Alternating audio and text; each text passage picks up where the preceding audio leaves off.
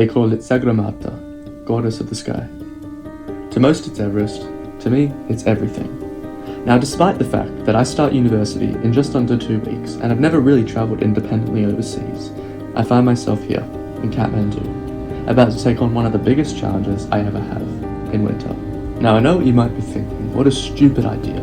Why pay to be exposed to the extreme conditions, sleepless nights, and sheer mental battle?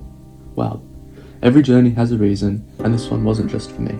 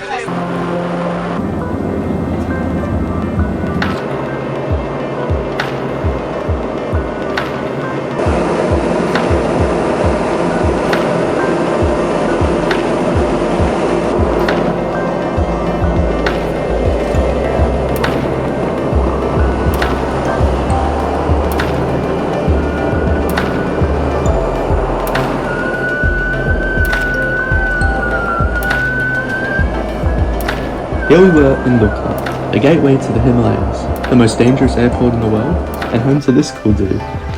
From now, it's all on foot, supposedly only one way in and one way out. As the typical trekking season hadn't yet begun, quite a lot of the tea houses were still closed and would only open in a month or so when the masses would start showing up. But as we continued on, and after a while, we discovered a quaint little coffee shop, nestled away up on a ridge. And just as we started to relax, the sun snowing and pattering of rain scurried us further along the trail, just as we neared our first proper stop, whopping. A small village along the Dut Koshi River with an altitude of roughly 2,600 meters. Alright, so now day 3 of trekking to Mount Everest Base Camp, Youth Mental Health. This is the room we're in right now, so it's pretty good. And the view we've got, let's see if I can...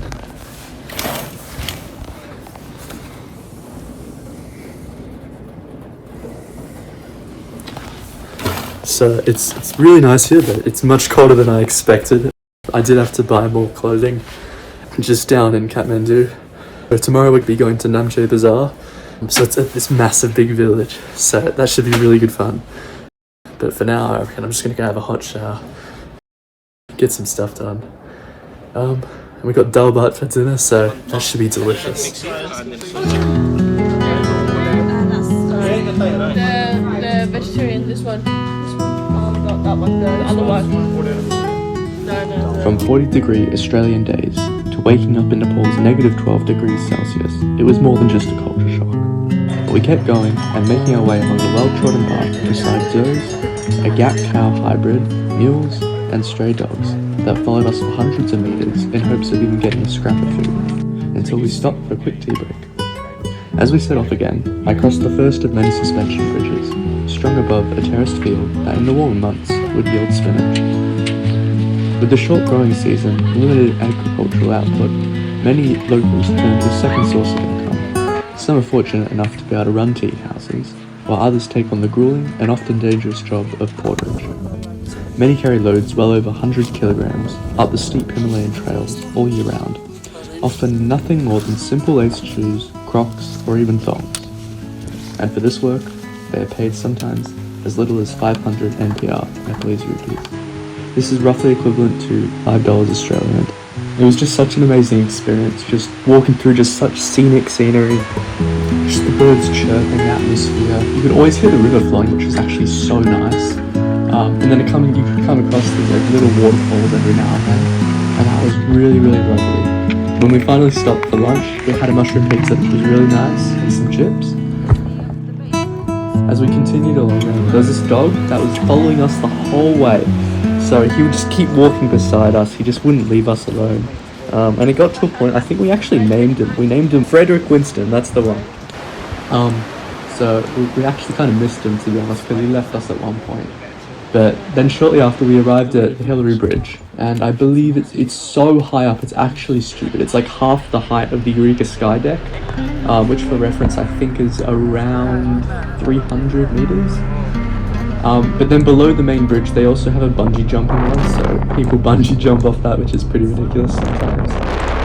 And then, yeah, so there's a lot of steps up there, obviously. But as we reached the top, there were these kind of zoes again. They were just kind of crossing the bridge, so we had to wait a while for them to get past. But it's just amazing because the bridges themselves, they are constructed reasonably well.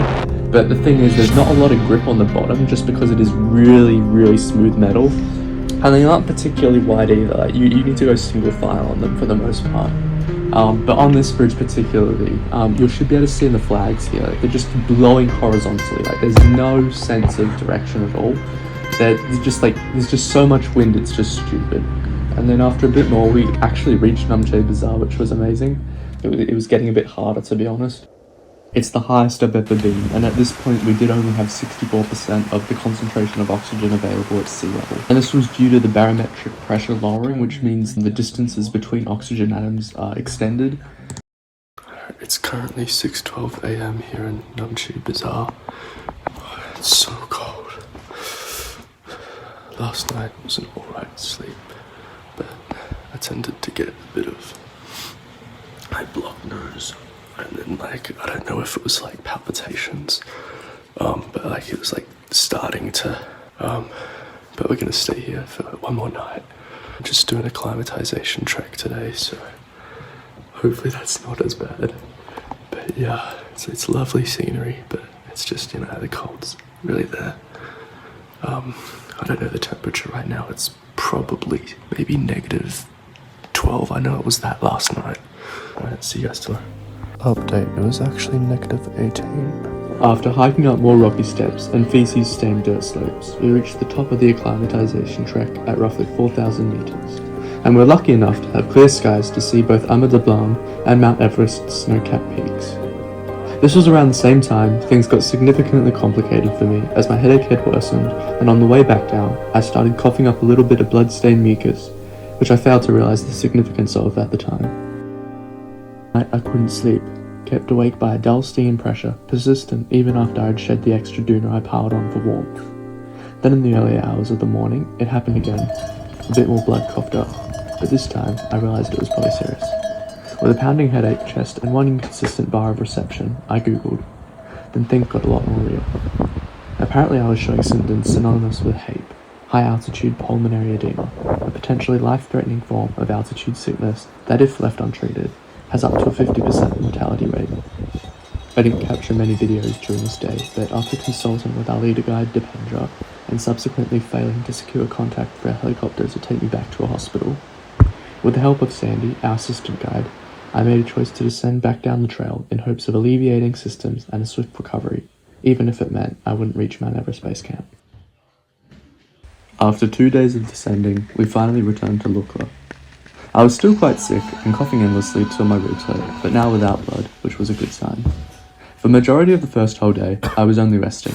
Not that I had much choice, nor option, as the weather outside had other plans apparently. So no planes can come in when it's like this. So the longest time they had no planes flying was 14 days. But by the morning after, the weather had cleared up. And unlike the rest of my group, who currently were going through the prickly wind, thick layers of snow, and temperatures where exposure is prolonged without layers, hypothermia or frostbite might occur. Back in Lukla, I met Sunam Sherpa and his wife, the owners of the tea house I was staying in. And at just 32 years old, they were running the entire lodge, managing staff, and handling all the upkeep themselves. Over the next few days, I got to know them better and we became good friends. One afternoon, they took me off the usual tourist route to a local village with a popular waterfall and swimming hole. The walk was mostly flat, which was a relief for my body. And after we got back, in most of the evenings, we'd sit around playing cards. They taught me Dumbal, a traditional Nepalese card game, and in return, I showed them how to play Yahtzee and Monopoly Deal. The food was always incredible. Dal bhat, Sherpa stew, and lemon ginger honey tea pretty much kept me alive. While I was there, I learned about Sonam's father, Jungba Sherpa. He was a renowned photographer, featured in Hong Kong, Switzerland, and Indian media. But beyond that, he'd climbed 6 mountains over 8,000 meters, including Everest, Makalu, and Mansell. Sunam and his brother had their own incredible story too.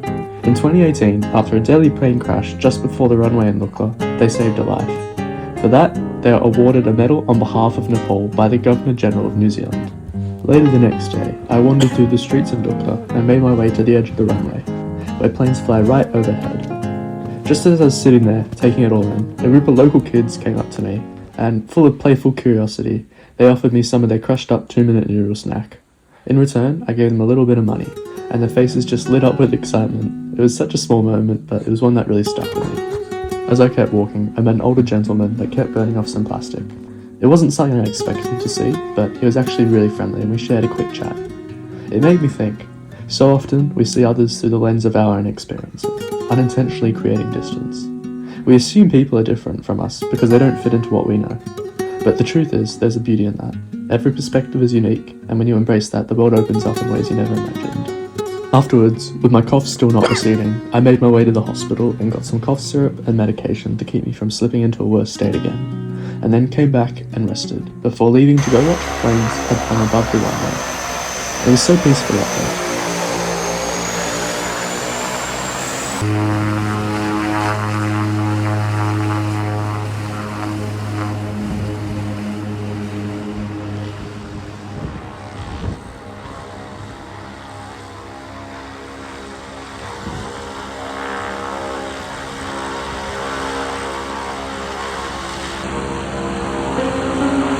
After many arduous days of trekking, they finally reached it, base camp.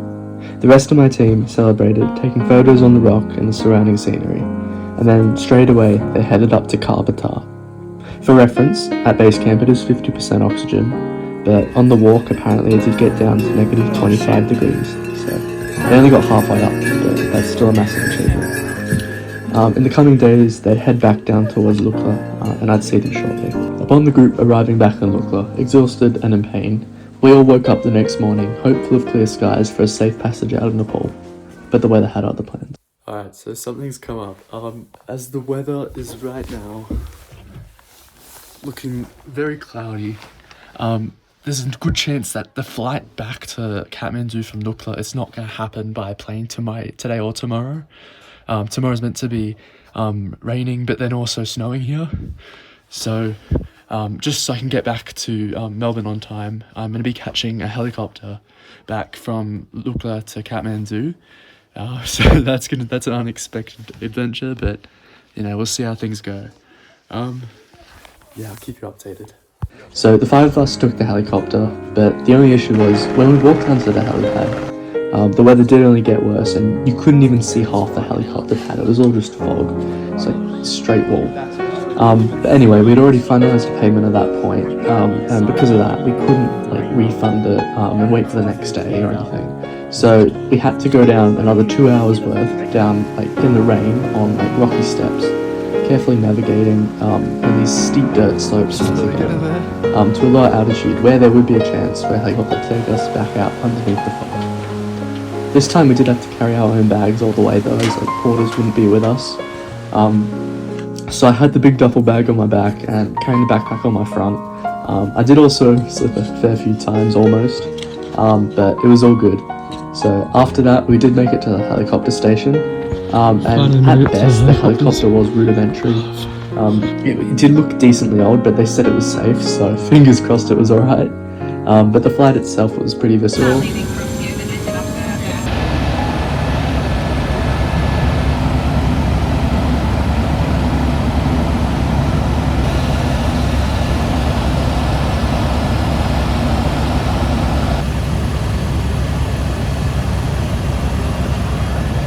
So it got to the point where the pilot was using his hand to wipe off the condensation inside the helicopter mid-flight, addition to the already limited visibility.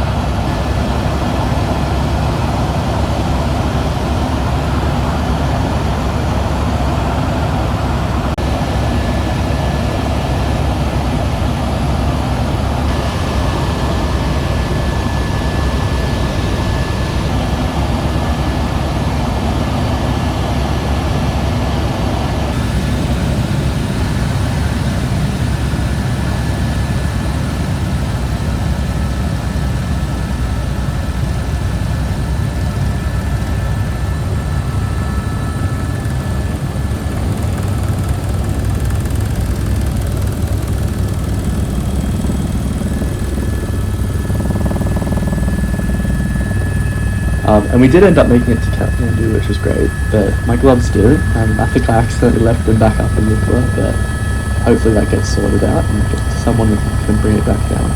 And that was it.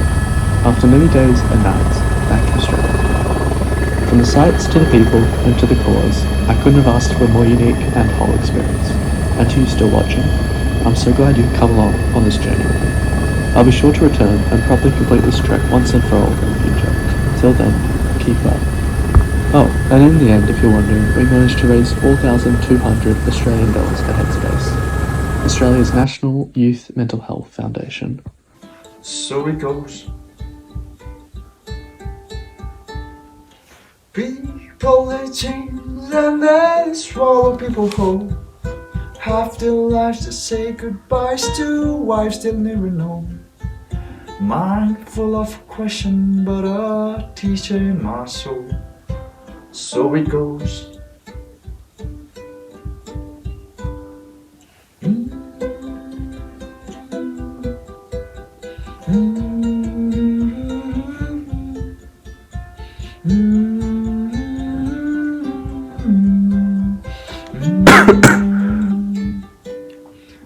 This whole trip has just been such a wonderful experience, and I'm so glad I could do it. It's raising money for such a fantastic cause, and for all of you that donated or showed your support, or even just gave me words of encouragement. It was just so greatly appreciated, and I couldn't have done it without you.